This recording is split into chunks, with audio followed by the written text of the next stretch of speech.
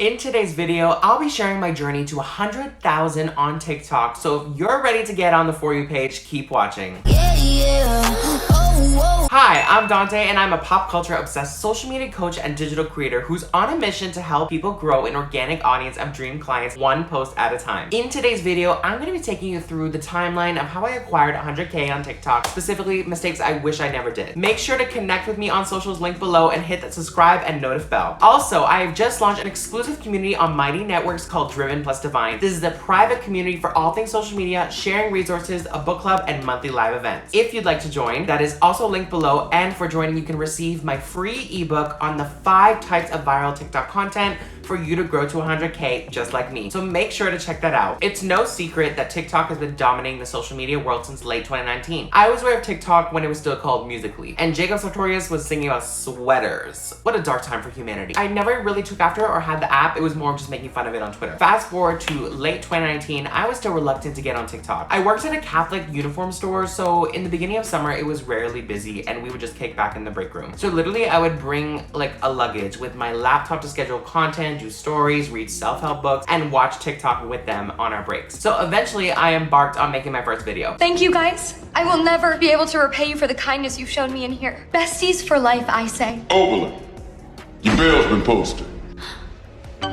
Later, losers. It got 2 views. I reposted it, 10 views. Then I tried again, 100 views. This was viral to me. We've come a very long way. However, if I knew then what I knew now, I would have hit 100K a lot faster and probably would have had more, like maybe 500K. These are my mistakes. So number 1 is not posting more in quantity and being consistent. So when I first started, I didn't have like a lot of time on my hands because I did have school in high school and I was on a set like 8 to 2 schedule. Now I'm in university, I have more time flexibility to make more TikToks, and also there wasn't like a draft option, or I just did not insist on using it. So what I would do is basically I would post like 8 back-to-back and then just not post for like 2 weeks, which is completely awful because as you know, social media, it's better to be consistent posting every day than huge clumps with long breaks, because that way you're not really engaging with any followers there. So additionally with that, I also didn't really have like a content schedule. I obviously did not have a content strategy. So basically I was really just winging it. That's all I did. I would go on the For You page, I would find whatever I found funny and I would just recreate that, or I would make my own. I didn't even use effects that much. It was just very simple. Me with the audio, I would use the disco light once in a while. I had a rule of thumb down the road where if I went on TikTok, if I go on TikTok and I see that I'm seeing a certain trend or a video more than 3 times within a session of me watching TikTok on my For You page, then I actually did that trend. And so eventually I started getting a couple little viral hits, maybe a 10K, a 50K here and there. In regard to that, what I do now with my TikTok is every Tuesday, I know that's my TikTok day. And what I do is I try as best as I can to batch create enough videos for 1 week. And so I will try and make 7 to 14 videos. 14 is ideal because then I can post 2 times a day. And from there, I do trends as well. I do like kind of just lip syncing audios and I add my own text after. And as well, I have obviously my niched, more planned out in-depth videos with that. I am putting out content on a regular basis.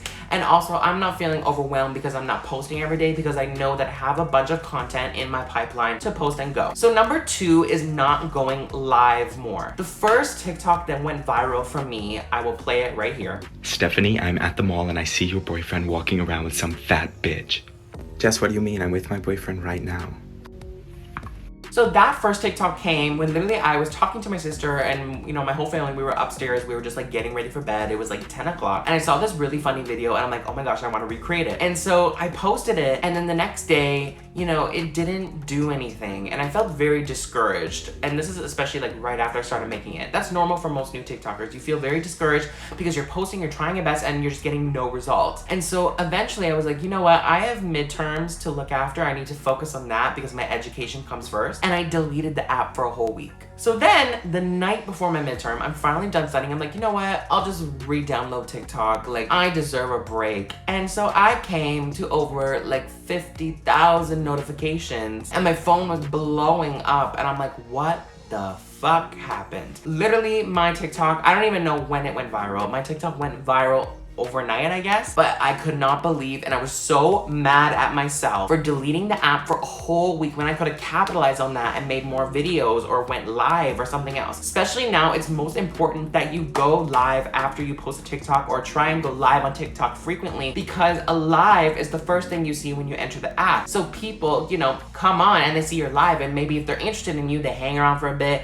they go check your profile, watch a couple videos, and then they follow you. So I did not go live, and I was always off the app. So that is not good. So again, if I was posting consistently and going live after, which I do now, every day I go live for like literally 20 minutes, and I always get like over 100 views. And that usually converts to 2 to like 10 followers. And yes, that's not a lot, but 10 followers every day, it adds up. And the more followers you get, the more people are gonna be notified when you go live. And that's gonna bring it to an even larger scale. Number 3 is using more relevant hashtags. So again, when TikTok was still new, everybody just used the hashtag For You page, hashtag FYP, or whatever TikTok trend hashtags were trending at the time. For example, right now, the Gossip Girl reboot just came out on HBO, so everybody's using the hashtag Gossip Girl here, which is great, I think, if you're like just starting your account. But if you are still using FYP in 2021, you've got to stop doing that, because I did this all the time. And if I actually use relevant hashtags in my videos that actually, you know, had to do with the video and had to do with my niche, that would probably be easier for my videos to be pushed to people who are actually interested in my content style, and I would have acquired more followers easier. Yes, it did help in the beginning, because I did get that exposure from the people under the FYP, For You, whatever, because that's like literally the biggest hashtag on TikTok. Because TikTok still had a very small amount of people on it. Now it's like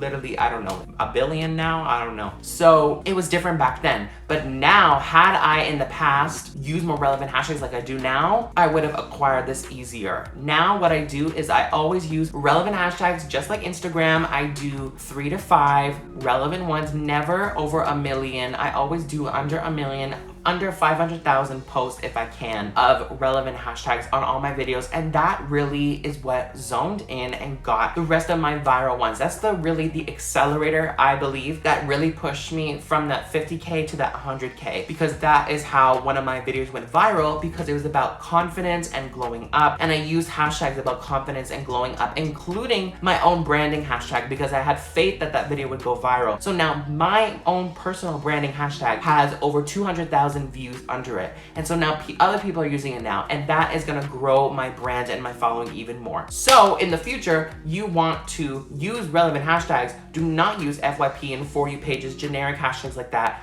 Use very specifically tailored hashtags that will help to boost your video onto the For You page. So overall, just a summary of the 3 things that I would do if I started a TikTok account now, and the 3 mistakes that I made is: number 1, being more consistent and having like a strategy, you know, posting in, you know, I think that you have to find that middle ground between quantity and quality, but overall, having a content strategy to be consistent, number 1.